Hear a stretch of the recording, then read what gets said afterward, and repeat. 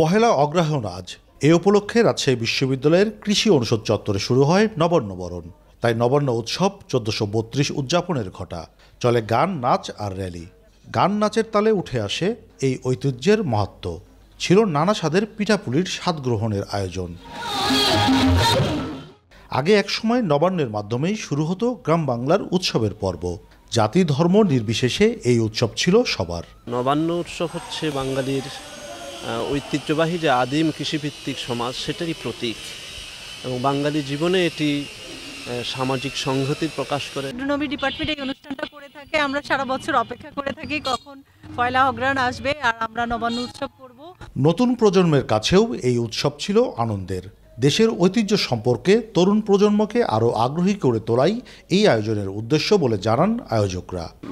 মেয়ে জামাইকে দাওয়াত করবে, আশেপাশের লোকজন আসবে, পিঠা পুলি বিভিন্ন রকমের আয়োজন করে। এটা প্রাচীনকালের একটা ঐতিহ্য। এই ঐতিহ্যটা বিশেষ করে শহর অঞ্চলে আমরা লক্ষ্য করি না। এটাকে ধরে রাখার জন্য আমাদের বিভাগ এই ধরনের আয়োজন প্রতি বছর করে থাকে। বিগত আমরা প্রায় 7-8 দিন ধরে আমরা এই দিনটা আমরা অনুসরণ করছি, প্র্যাকটিস করছি, আয়োজন করছি। প্রাচীনকাল থেকেই বাঙালি জাতি ধর্মবর্ণকে উপেক্ষা করে নবান্নকে কেন্দ্র করে উৎসবে মেতে ওঠে। আমরা মেইনলি এই উৎসবটা করেই থাকি যাতে আমাদের মাটির সাথে যে টানটা আছে সেটা যেন আমরা কখনোই ভুলে না যাই। এই দিনটার জন্য আমরা অপেক্ষা করে থাকি। আমরা খুবই খুশি এবং আমরা চাই আমাদের মতো রাজশাহী বিশ্ববিদ্যালয়ের মতো অন্যান্য বিশ্ববিদ্যালয়ে যাতে এভাবে নবান্ন আয়োজন করা হয়। আমরা চাই প্রত্যেক বছর যেটা আমরা রাজশাহী ইউনিভার্সিটি করে থাকি, বাংলাদেশে অন্যান্য ইউনিভার্সিটি যাতে নবান্ন উৎসবটা পালন করে থাকি। খুবই ভালো লাগতেছে। সবাই আসছে, সাজুগুজু করে আসছে, ধান কাটা হয়েছে, তারপর পিঠা উৎসব ছিল।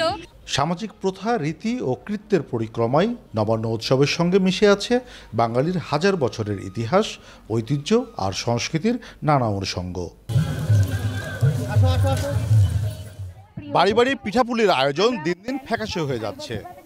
নতুন প্রজন্ম নবান্ন উৎসব সম্পর্কে হয়তো জানবে বই পুস্তকে।